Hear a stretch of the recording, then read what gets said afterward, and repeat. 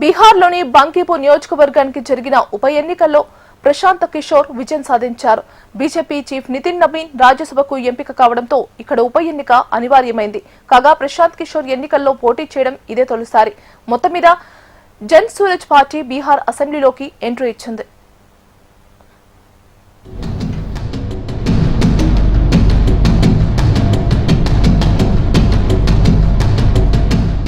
ప్రశాంత్ కిషోర్ పరిచయం అక్కర్లేని పేరు. చాలా కాలం పాటు ఎన్నికల వ్యూహకర్తగా ఆయన కొనసాగారు. ఆ తర్వాత జన్ సురాజ్ పార్టీ ప్రారంభించారు. ప్రస్తుతం దేశవ్యాప్తంగా ఆయన పేరు మారుమోగుతోంది.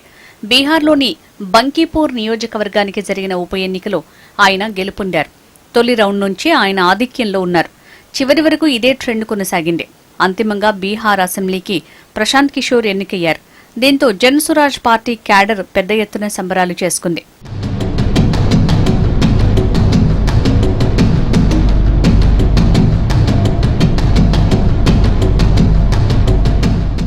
వాస్తవానికి బంకీపూర్ నియోజకవర్గం భారతీయ జనతా పార్టీకి కంచుకోట. ఇటీవల జరిగిన అసెంబ్లీ ఎన్నికల్లో బంకీపూర్ నుంచి బీజేపీ టికెటుపై నితిన్ నబీన్ విజయం సాధించారు.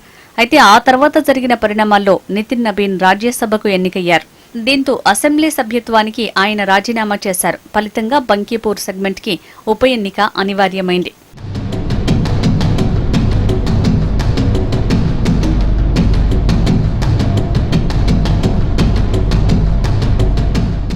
కొంతకాలం నుంచి ప్రశాంత్ కిషోర్ రాజకీయ నాయకుడిగా సత్తా చాటే ప్రయత్నాల్లో బిజీగా ఉన్నారు.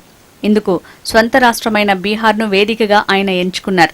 2024 అక్టోబర్ 2వ తేదీన జన్ సురాజ్ పేరుతో ప్రశాంత్ కిషోర్ ఓ కొత్త రాజకీయ పార్టీ పెట్టారు. పార్టీ పెట్టిన తర్వాత చాలా కాలం పాటు బీహార్ గ్రామీణ ప్రాంతాల్లో ఆయన పర్యటించారు. ప్రధానంగా యువతకు ఇష్టాగోష్ఠి సమావేశాలు నిర్వహించారు.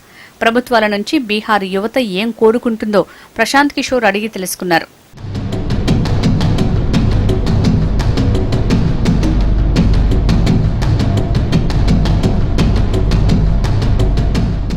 రాజకీయ నాయకుడిగా నిరుద్యోగులకు జరిగిన అన్యాయంపై తొలి పోరాటం మొదలుపెట్టారు ప్రశాంత్ కిషోర్. కిందటేడాది డిసెంబర్ 13న బీహార్ పబ్లిక్ సర్వీస్ కమిషన్కు సంబంధించిన ప్రశ్నాపత్రాలు లీక్ అయ్యాయి. దీంతో పరీక్షను రద్దు చేసి మళ్లీ నిర్వహించాలని నిరుద్యోగులు పెద్ద ఎత్తున ఆందోళన చేపట్టారు. అయితే నిరుద్యోగుల ఆందోళనను నితీష్ కుమార్ ప్రభుత్వం పట్టించుకోలేదు. పబ్లిక్ సర్వీస్ కమిషన్ పరీక్షను మళ్లీ నిర్వహించే ప్రసక్తే లేదని అధికారులు తేల్చి చెప్పారు. దీంతో నిరుద్యోగులు తమ ఆందోళనను ఉధృతం చేశారు.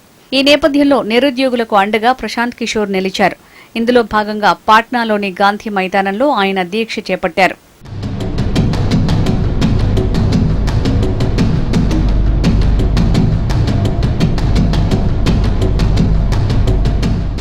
కొన్ని నెలల కిందట జరిగిన బీహార్ అసెంబ్లీ ఎన్నికల్లో జన్ సురాజ్ పార్టీ పోటీ చేసింది. అయితే ఒక్కరు కూడా గెలవలేదు.